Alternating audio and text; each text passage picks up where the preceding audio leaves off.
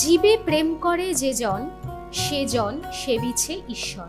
কথাটির সত্যতা বেশ ভালো মতো ফুটে উঠছে দুর্গাপুরের এই শ্রীকৃষ্ণ সেবাশ্রম।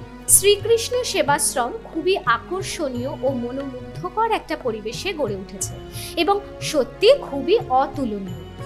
এই সেবাশ্রম শুধুমাত্র এখানকার মা বাবাদেরই যে সেবা দিচ্ছে তা কিন্তু নয় দর্শক বন্ধুরা। এখানে মানে এই শ্রীকৃষ্ণ সেবাশ্রমের মূল আকর্ষণ হলো এখানে গোমাতাদেরও লালন পালন করা হচ্ছে এবং সেই খাঁটি দুধ এখানকার মা ও বাবাদের প্রতিদিনের খাদ্য তালিকায় রাখা হয়। আরও আকর্ষণ হলো এখানে সম্পূর্ণ প্রাকৃতিক পদ্ধতিতে সবজির চাষ করা হচ্ছে। বিভিন্ন সবজির চাষ এখানে দেখতে পাওয়া যাচ্ছে। তো দর্শক বন্ধুরা বুঝতেই পারছেন এই শ্রীকৃষ্ণ সেবাশ্রমে যে মা ও বাবারা আছেন তারা একদিকে যেমন প্রাকৃতিক পরিবেশে নির্মল বাতাসে বসবাস করছেন, তেমনি আর একদিকে খাদ্য তালিকায় ওনারা পেয়ে যাচ্ছেন খাঁটি গরুর দুধ ও প্রাকৃতিক সবজি। খুবই আকর্ষণীয় এই শ্রীকৃষ্ণ সেবাশ্রম এবং 5 স্টার হোটেলের মতন এখানকার সমস্ত রুম, সব রুমেই এসি তো দেখতেই পাচ্ছেন। এছাড়া মা ও বাবাদের জন্য লিফটেরও কিন্তু সুব্যবস্থা আছে।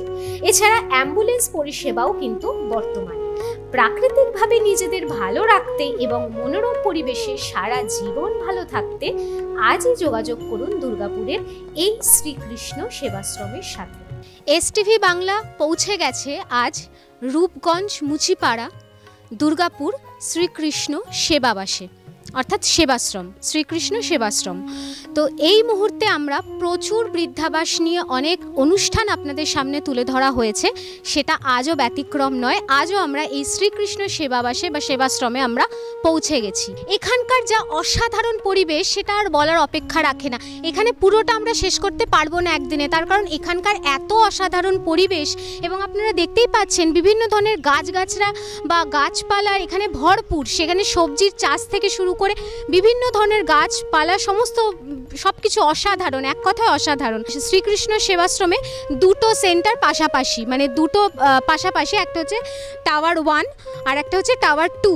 এই টাওয়ার 1-এ এই মুহূর্তে আমরা প্রবেশ করব এবং এখানে যারা যারা আছেন তাদের সমস্ত তথ্য আপনাদের সামনে আমরা তুলে ধরবো, দেখতে থাকুন। শ্রীকৃষ্ণ সেবাশ্রম নামটা শুনেই দর্শক বন্ধুরা বুঝতেই পারছেন যে বৃন্দাবন বা মথুরা এরকম কিছু একটা ভগবানের নাম কিন্তু এই সাথে জড়িত।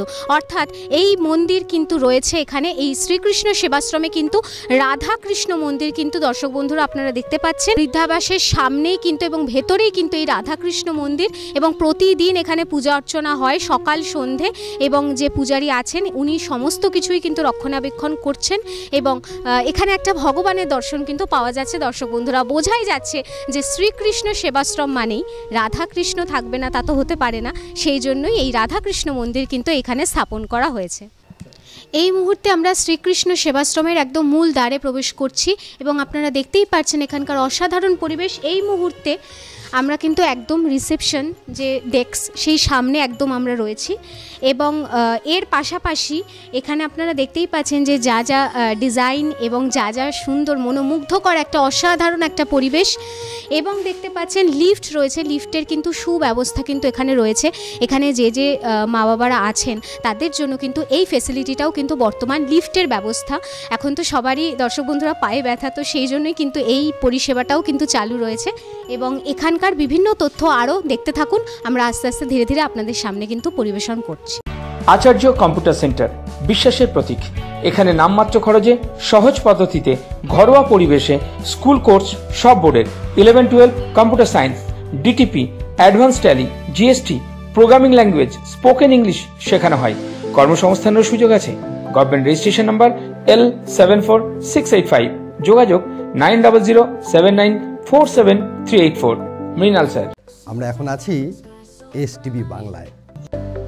Twinkles dance in winter light, children laugh and spirits cheer, magic grows this time of year.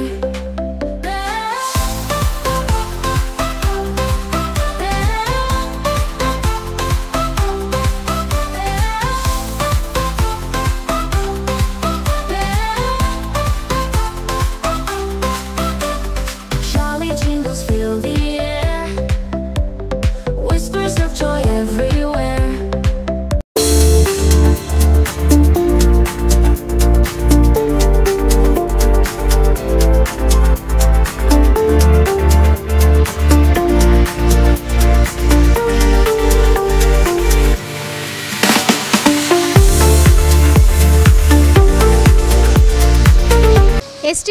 ইতিমধ্যে পৌঁছে গেছে শ্রীকৃষ্ণ সেবাশ্রমে। এই মুহূর্তে যেখানে আমরা দাঁড়িয়ে আছি সেটা হচ্ছে গোমাতা। পরপর আপনারা দেখতেই পাচ্ছেন যে এনারা এখানে রয়েছেন এবং এই প্রথম কোনো সেবাবাসে গিয়ে বা সেবাশ্রমে গিয়ে আমরা কিন্তু প্রথম এরকম গোমাতাকে দর্শন করলাম, মানে এটা খুব একটা ভাবা যায় না। তো সুতরাং আপনারা জানেনই যে এরকম প্রত্যেকটা সেবাবাস বা সেবাশ্রমে যে সমস্ত মায়েরা বা বাবারা থাকেন তারা কিন্তু প্রত্যেকজনই কিন্তু ভগবান স্বরূপ। সুতরাং এই গোমাতারই কিন্তু দুধ দিয়ে তাদের এই ভগবানকেই কিন্তু প্রতিদিন কিন্তু সেবা করা হয়। সেই কাজ তার অক্লান্ত পরিশ্রম করে যাচ্ছেন এবং এই গোমাতার দুধ দিয়েই কিন্তু এখানকার যারা যারা আছেন তাদের প্রতিদিন সেই খাদ্য তালিকায় সেইটা রাখা হয়। দর্শক বন্ধুরা, আপনারা কিন্তু দেখতে পেলেন যে এখানে যে প্রতিদিন যে দাদা এখানে গোমাতার সেবা করছেন এবং সেই দুধ, সেই খাঁটি গরুর দুধ কিন্তু যারা এই সেবাশ্রমে আছেন তাদের প্রতিদিন কিন্তু রাখা হচ্ছে। পাশাপাশি আর একটা জিনিস আমরা দেখাবো এই মুহূর্তে, যে এখানে কিন্তু সবজিরও কিন্তু চাষ কিন্তু বর্তমান। আপনারা কিন্তু দেখতেই পাচ্ছেন যে চারিধারে এত সুন্দর এক অসাধারণ পরিবেশ এবং সাথে প্রাকৃতিক সম্ভার। মানে আমরা এখানে দেখতে পাচ্ছি যে এখানে যে যে সবজিগুলো চাষ হয় সেই সমস্ত চাষ কিন্তু এখানে কিন্তু দেখতে পাওয়া যাচ্ছে এবং যে দাদারা এখানে অক্লান্ত পরিশ্রম করে কিন্তু ওনারা কিন্তু ফসল ফলাচ্ছেন এবং সেই সবজিরই কিন্তু একদম খাঁটি সবজি, খাঁটি গরুর দুধ কিন্তু এই শ্রীকৃষ্ণ সেবাশ্রমে যারা আছেন, যারা থাকছেন প্রতিদিন, তাদের কিন্তু খাদ্য তালিকায় রাখা হচ্ছে। তাই বুঝতেই পারছেন যে এইখানকার পরিবেশ কতটা ভালো এবং কতটা অসাধারণ এবং কতটা প্রাকৃতিকে ঘেরা। আমরা কিন্তু একদম লিফটে প্রবেশ করছি।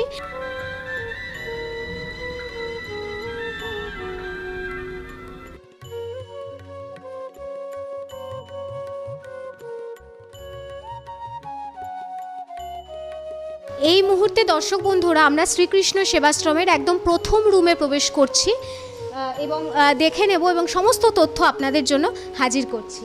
এই মুহূর্তে যে জেঠু আছেন উনি এখানে কত বছর আছেন এবং এখানে এসে ওনার কেমন লাগছে সমস্ত কথা ওনার মুখ থেকে একটু শুনে নেব। জেঠু, আপনার নাম? আমার নাম দিলীপ মিত্র। কোথা থেকে এসেছেন? আমি অ্যাকচুয়ালি আমি জন্মেছি ধানবাদে, আমার আসল বাড়ি হচ্ছে বাঁকুড়া গঙ্গজল ঘাটে, বুঝতে পেরেছেন? তা আমি ধানবাদ থেকে এসেছি। তা আমি ডিভিসি সার্ভিস করতাম, ডিভিসি রিটায়ার করেছি আমি, তাই 2010 রিটায়ার করেছি। তারপর আমি এখানে এসেছি, আমার দাদা নিয়ে এসেছে আমাকে এখানে। রিটায়ারমেন্টের পর এখানে আসা, তো এখানে এসে কেমন লাগছে? মোটামুটি ঠিকই আছে।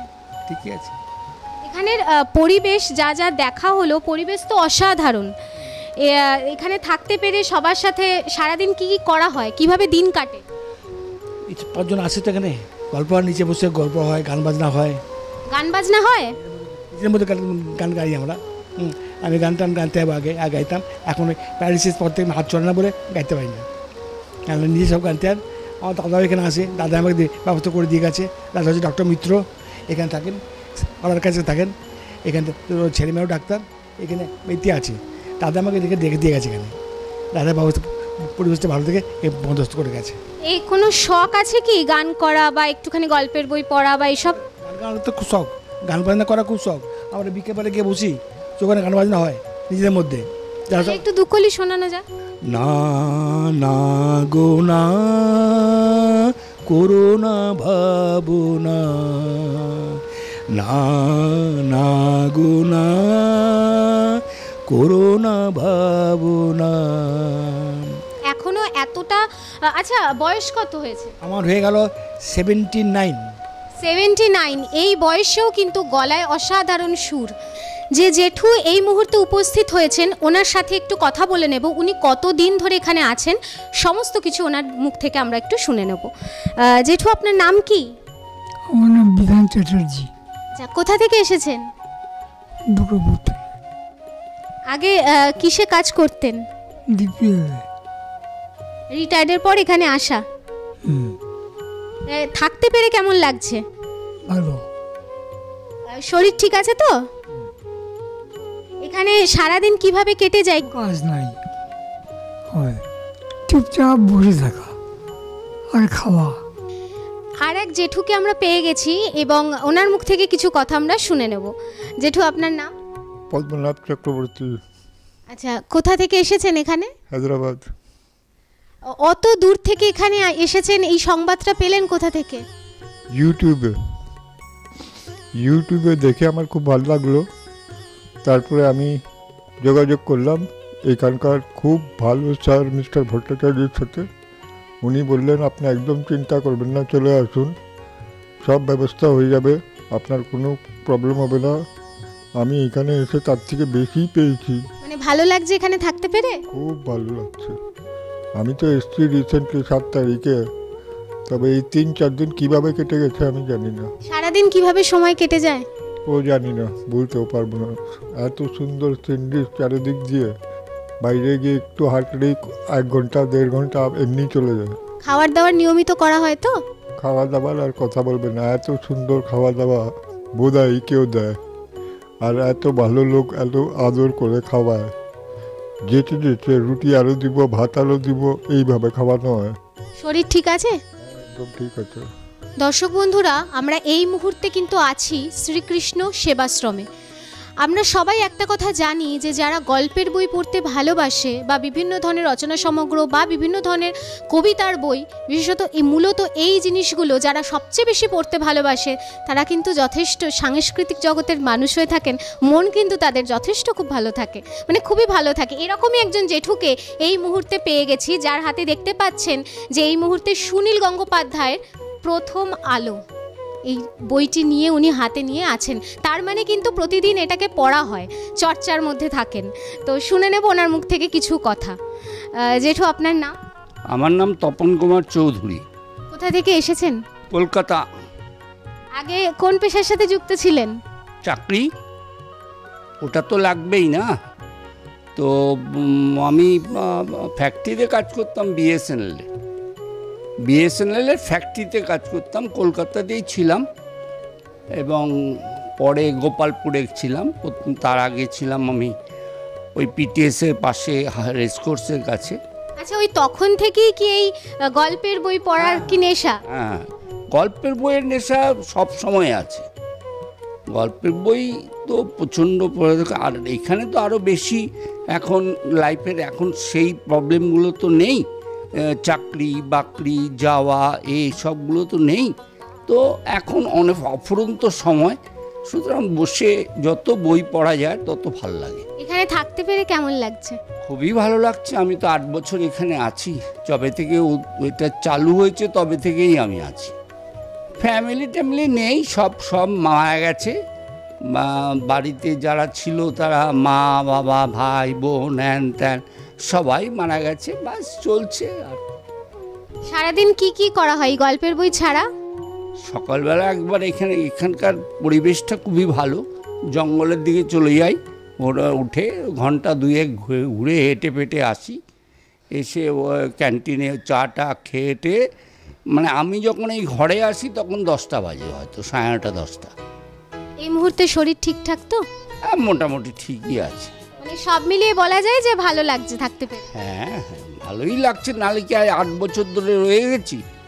আপনার যদি কোনো বাড়ি ভাড়ায় গিয়েও থাকেন, যদি ভালো না লাগেন তাহলে 8 দিনও থাকবেন না, 2 মাস হয়তো থাকবেন। আর আমি সেখানে 8 বছর রয়ে যাচ্ছি। এখানকার যে ঠাকুমা এই মুহূর্তে আমার সামনে বসে, তিনি কিন্তু টিভি দেখতে খুব ভালোবাসেন এবং সারাদিন এই টিভিতেই কি চোখ রাখেন, সমস্ত কথা ওনার মুখ থেকে একটু শুনে নেব। ঠাকুমা, আপনার নাম? আমার নাম ছন্দ দাশগুপ্ত। কোথা থেকে এসেছেন এখানে? বহরমপুর থেকে এসেছি, মুর্শিদাবাদ বহরমপুর থেকে এসেছি। এখানে কি সারাদিন কি করা হয়? টিভি দেখা হয়? হ্যাঁ, টিভি দেখি, সব সময় না, যখন সিরিয়াল হয় সেগুলো দেখি। আমি সিরিয়াল দেখতে ভালোবাসেন? হ্যাঁ, খুব ভালোবাসি।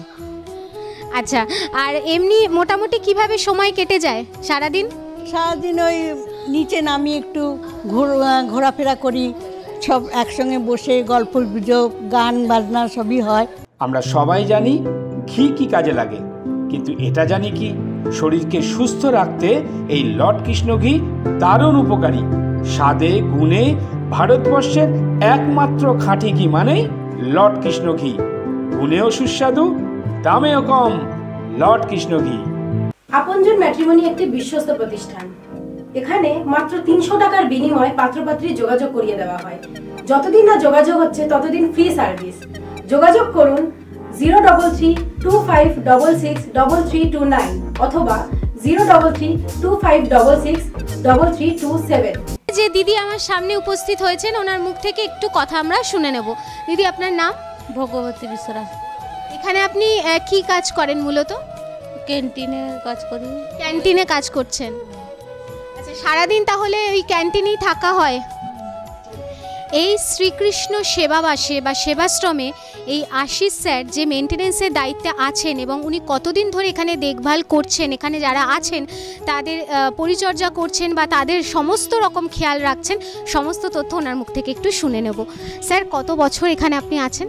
এখানে আমি আছি প্রায় আপনার 10 বছর। বিল্ডিং হওয়ার সময় থেকে আছি, আজকে প্রায় 10 বছর হলো এখন। আর চালু হয়েছে বছর 8 বছর মতো চালু হয়েছে। আমি আছি প্রথম থেকেই, মাঝে একবার কিছুদিন ছিলাম না, আবার তারপরে আবার তখন থেকে আছি। আচ্ছা এখানে তো সারাদিন আপনাকে মেনটেন করতে হয়, কার কোথায় অসুবিধা সমস্ত কিছুই দেখভাল করতে হয়, তো এই অভিজ্ঞতাটা কেমন? দেখুন, এই অভিজ্ঞতাটা বয়স্কদের সাথে থাকতে থাকতে থাকতে থাকতে আমারও একটা নতুন অনুভব হয়েছে। কোনো আছেন, বোর্ডার আছেন, যিনি হয়তো একটু অন্য টাইপের বলতে কেউ মানে একটু খিচখিচ টাইপের আছে, আবার কেউ ভালোও আছে। এগুলো সবই মাথায় রেখেই চলতে হয়। ওনাদের কথাতে তো আমার দেখলে চলবে না, রাগ করলেও চলবে না, কারণ এটাই তো আমার ডিউটি। ওনাদিকে দেখভাল করা বা ওনাদিকে শান্তিতে রাখা, এটাই আমার ডিউটি। আচ্ছা এই যে সমাজ সেবামূলক একটা কাজ, এই যে আপনি যে কাজের সাথে যুক্ত আছেন সেটা একটা সমাজ সেবামূলক কাজ, এই কাজ করতে কতটা নিজের দিক থেকে ভালো লাগে, মন থেকে কতটা আনন্দ পান? মন থেকে ম্যাডাম গোটাটাই ভালো আনন্দ পায়।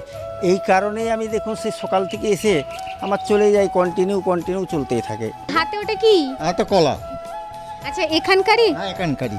প্রতিদিন কি পাওয়া যায়? প্রতিদিন নয়, লেবু নয়, কলা এটা ওটা দেয়।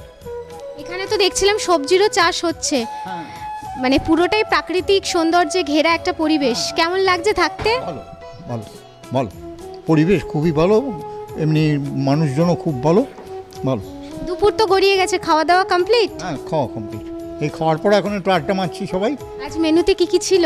মেনুতে ছিল ভাত, ডাল, তারপরে কি আলু পোস্ত, না আলু পোস্ত, ঢেঁড়সের তরকারি, দই বড়া, আর কি জানি চাটনি। এরকম অনেক তো ধরনের পদ, প্রতিদিন কি এরকমই খাবার পাওয়া যায়? প্রতিদিন এমনি হয়। শরীর ঠিক আছে? হ্যাঁ শরীর ঠিক আছে মা, আমার 84.5 বছর বয়স, 80+, আর 3 মাস বাদে 85-এ পড়বো, এখনও লড়ে যাচ্ছি। কোথা থেকে এসেছেন? আমি এসেছি, আমার অরিজিনাল বাড়ি কলকাতা, তারপরে ছিলাম বালি থেকে এসেছি। মানে সব মিলিয়ে তাহলে ভালো লাগছে? ভালো লাগছে। ম্যাডাম আপনার নাম? মীরা সরকার। কোথা থেকে এসেছেন? দুর্গাপুরেরই। এখানকারই? আচ্ছা এখানে থাকতে পেরে কেমন লাগছে? ভালো লাগছে বলেই তো আছি। কত বছর হলো? আমার এই 4 বছর হতে যাচ্ছে, এই জুলাই মাস হলে আমার 4 বছর হবে। আমি 2021-এর জুলাইতে এসেছি, তারপর থেকে আছি। সারাদিন কি কি করা হয়? কিচ্ছু করি না, গল্প করি, খাই দাই, ঘুরে বেড়াই, মর্নিং ওয়াকে হাঁটি, খাচ্ছি দাচ্ছি, ঘুরে বেড়াচ্ছি, বাস। শরীর ঠিক আছে? একদম। ভীষণ তো স্মার্ট এই বয়সেও। কত বয়স হলো? 74। দর্শক বন্ধুরা, আপনারা এই মুহূর্তে দেখতে পাচ্ছেন এই শ্রীকৃষ্ণ সেবাশ্রমে কিন্তু এখানে অ্যাম্বুলেন্স পরিষেবা, অর্থাৎ আপৎকালীন যদি কোনো কিছু এখানে এমার্জেন্সি কোনো কিছু হয়ে থাকে তাহলে কিন্তু সেই ব্যবস্থাও কিন্তু এখানে বর্তমান। একটু সেই কথাই একটু এখানে যে মেনটেনেন্সের দায়িত্বে যে স্যার আছেন ওনার মুখ থেকে একটু শুনে নেব। স্যার এটা এখানে থাকে, তাই? এটা এখানেই থাকে, এটাই আপনার 24 ঘন্টা পরিষেবা দেওয়ার জন্য। অ্যাম্বুলেন্সে কারো শরীর খারাপ হলো, কিছু হলো, নেয়ার হসপিটালে নিয়ে যাওয়ার জন্য, নিয়ে আসার জন্য, নিয়ে যাওয়ার জন্য। এই মুহূর্তে আমরা কিন্তু এখানকার রান্নাঘরে প্রবেশ করেছি, অর্থাৎ কিচেনে প্রবেশ করলাম। দর্শক বন্ধুরা দেখতেই পাচ্ছেন এখানে বিভিন্ন ধরনের কিন্তু সবজি রাখা রয়েছে, মানে এখানকারই সবজি, আর বিশাল বড় একটা কিচেন। এবং এখানে কি নেই সেটাই আপনাদেরকে দেখাবো, যে এখানে প্রত্যেকটা মানে রুম যেমন সুন্দর তেমন কিচেনটাও কিন্তু অনেকটা বড়। এবং এখানে যে দাদারা বা দিদিরা এখানে যে দায়িত্বে আছেন, রান্নাঘরের দায়িত্বে আছেন, ওনারা কিন্তু এখন কাজে ব্যস্ত, তার মধ্যে থেকে একটু সময় করে ওনাদের সাথে কিছু তথ্য আমরা নেব। তো দিদি কোথা থেকে এসেছেন? আমার রূপগঞ্জে বাড়ি, রূপগঞ্জে থাকি এখানে। আচ্ছা এখানে সারাদিন মানে এই কাজ নিয়েই তো থাকা হয়? আপনি কোন কাজের সাথে যুক্ত আছেন এই রান্নাঘরের? হ্যাঁ কাজ করছি এখন, এই যে মোছামুছি খাওয়া দাওয়া হলো। তো দাদা আপনার নাম? সুভাষ মণ্ডল। সুভাষ মণ্ডল। কত বছর আছেন এখানে? আমি প্রায় 9 বছর। আর এটা কি বিকালের রান্নার জন্য? বিকালের রুটি, রাত্রে। আর মোটামুটি কতজনের এখানে রুটি করা হয়? এখানে রুটি 35 জন। এই মুহূর্তে দেখতে পাওয়া যাচ্ছে এই দিদি রান্নাঘরে আলু মাখছেন, খুব সুন্দর করে আলু মাখছেন। কোথা থেকে এসেছেন দিদি? আমার রূপগঞ্জেই বাড়ি, এখানেই বাড়ি। এই আলুটা মাখা হচ্ছে সব আপনাদের জন্য নাকি সবার খাওয়া দাওয়া তো কমপ্লিট? আমাদের জন্যই মাখা হচ্ছে। খাওয়া হয়নি এখনো? আমরা এখনো খাইনি।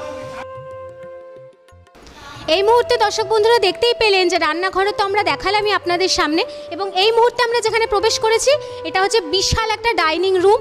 এখানে সবাই বসেন এবং ওনাদেরকে খাওয়ার ব্যবস্থা এখানেই কিন্তু করে দেওয়া হয়। আপনারা দেখতেই পাচ্ছেন যে ভীষণ সুন্দর ডাইনিং স্পেসটা, অসাধারণ।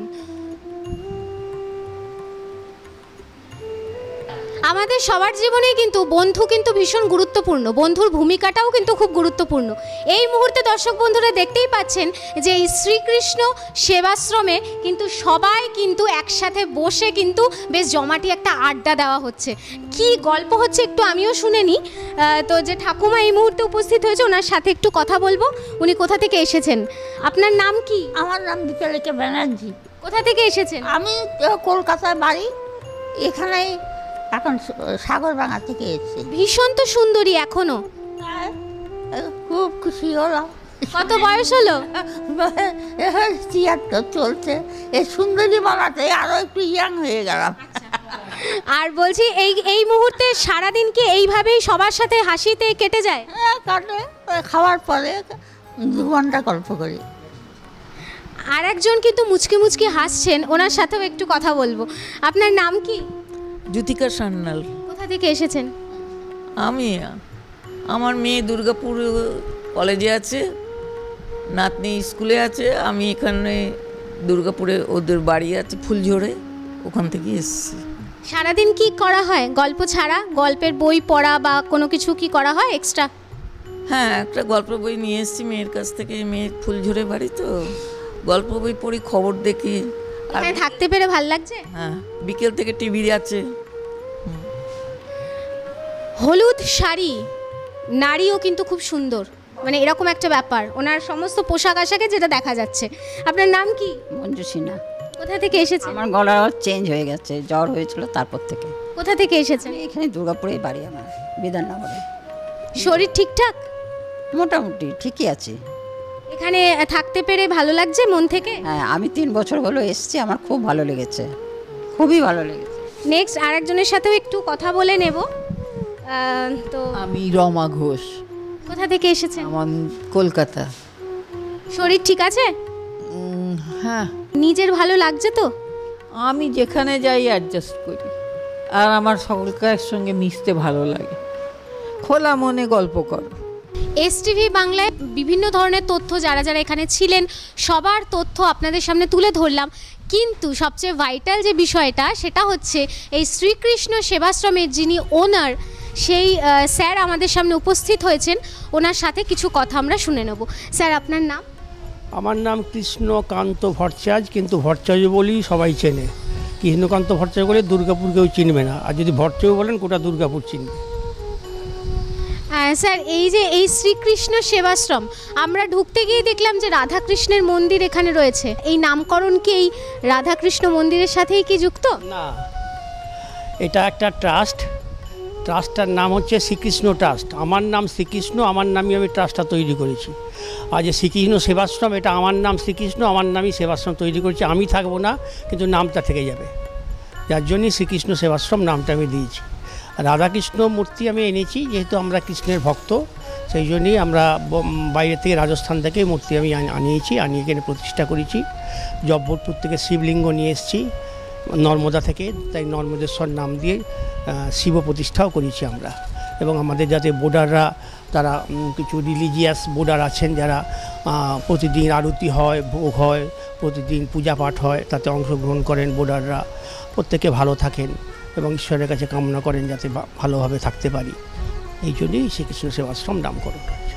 আচ্ছা স্যার, আপনি তো একটা জনসেবামূলক কাজে আছেন এবং এত ভালো একটা পরিবেশ, এবং এখানে যারা আছেন দর্শক বন্ধুরা, আপনাদের তো সবটাই তুলে ধরা হলো যে এখানে যারা যারা আছেন ভীষণ তারা সুন্দরভাবে আছেন, এবং ফেসিলিটি বলুন, অ্যাম্বুলেন্স পরিষেবা এবং সিসিটিভি থেকে শুরু করে ওয়াইফাই কানেকশন থেকে শুরু করে প্রতিটা রুম শীততাপ নিয়ন্ত্রিত, মানে এত সুন্দর একটা ফেসিলিটি স্যার দিয়ে যাচ্ছেন। স্যার, এই হঠাৎ করে এই শ্রীকৃষ্ণ সেবাশ্রমটা বানানোর পরিকল্পনা মাথাতে কেন এলো?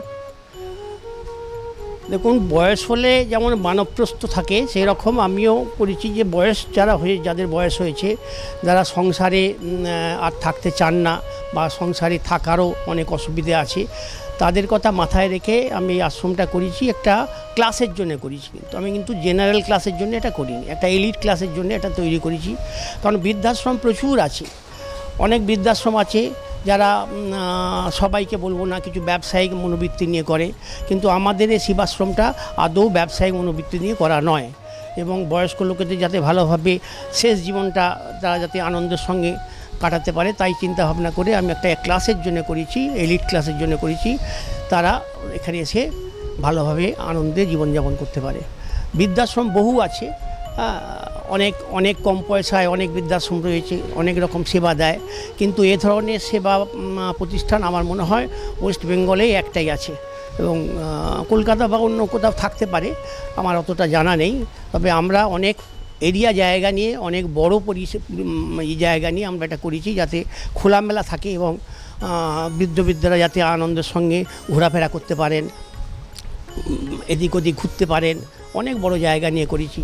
এখানে গোশালা আছে, যাতে বোর্ডারদের খাঁটি দুধ, কারণ আজকাল খাঁটি দুধ তো পাওয়া যায় না, খাঁটি দুধ খেতে গেলে গরু চাষ করতে হবে, আমরা সেই জন্য এখানে গোশালা রেখেছি। এখানে 40-50 কেজি দুধ হয়, সেই দুধ দিয়ে আমরা বোর্ডারদের সেবা করি। দুধ, দই, ছানা প্রতিদিনই এদের আমরা দিয়ে থাকি আমাদের বোর্ডার থেকে, যাতে এরা খাঁটি জিনিসটা পায়, এই চিন্তা ভাবনা করি গোশালাটা তৈরি করেছি। এখানে অ্যাম্বুলেন্স রয়েছে, হঠাৎ কেউ বিপদ আপদে পড়লে যাতে আমরা সঙ্গে সঙ্গে বাইরের ভরসা না করে নিজেরাই যাতে হসপিটালাইজ করতে পারি, সেই সিস্টেমের জন্য আমার অ্যাম্বুলেন্সটাও রেখেছি।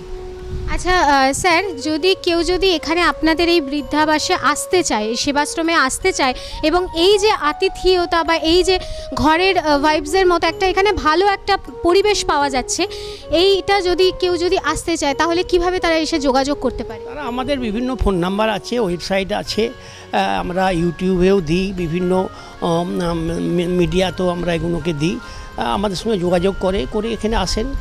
এখানেতে আমরা সিকিউরিটি ডিপোজিট রাখি না, যাতে ভোটারদের উপর একটা এক্সট্রা বার্ডেন না চাপে, সেটি মাথায় রেখে আমরা কোনো সিকিউরিটি ডিপোজিট ভোটারের কাছ থেকে নিই না।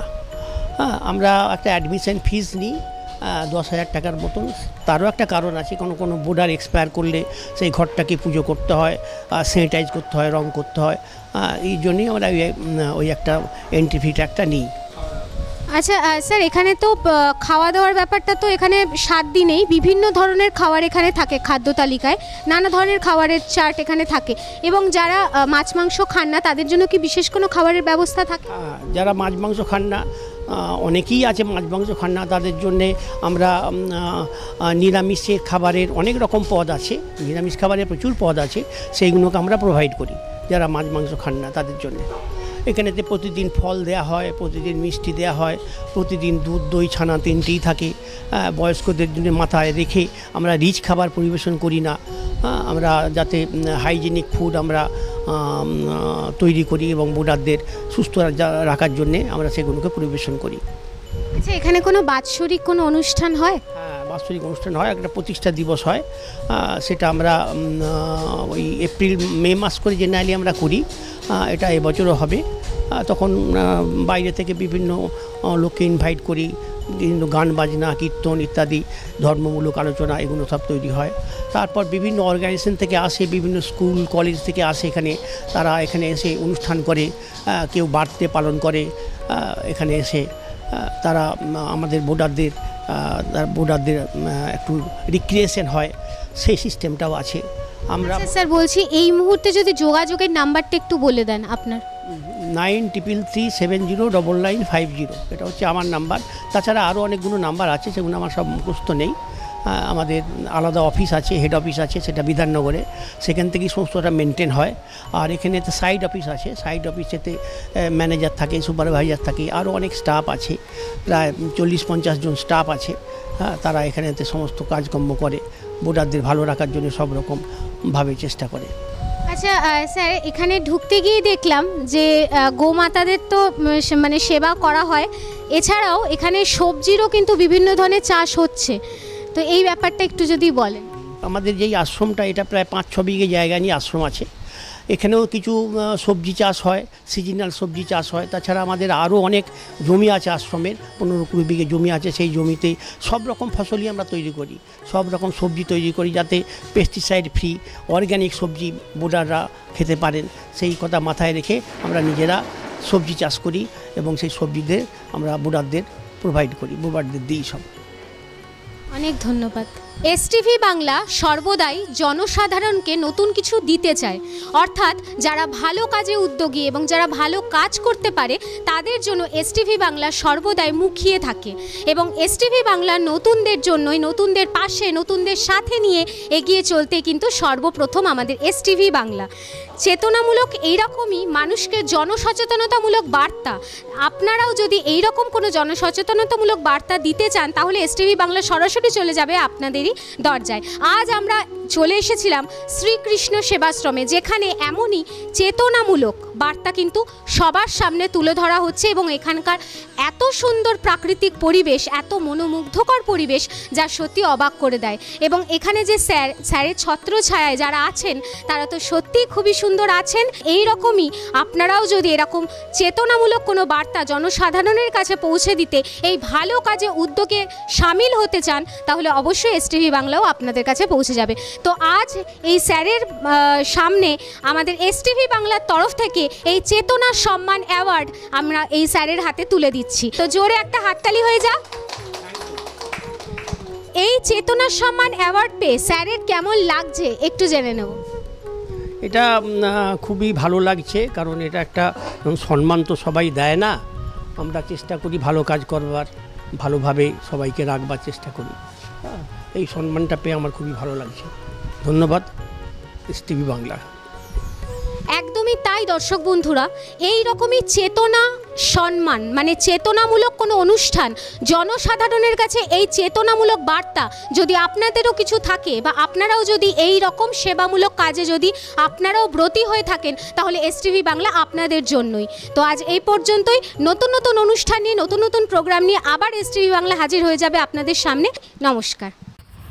নিবেদন করছে এসটিভি বাংলা, সঠিক কথা সহজে বলা।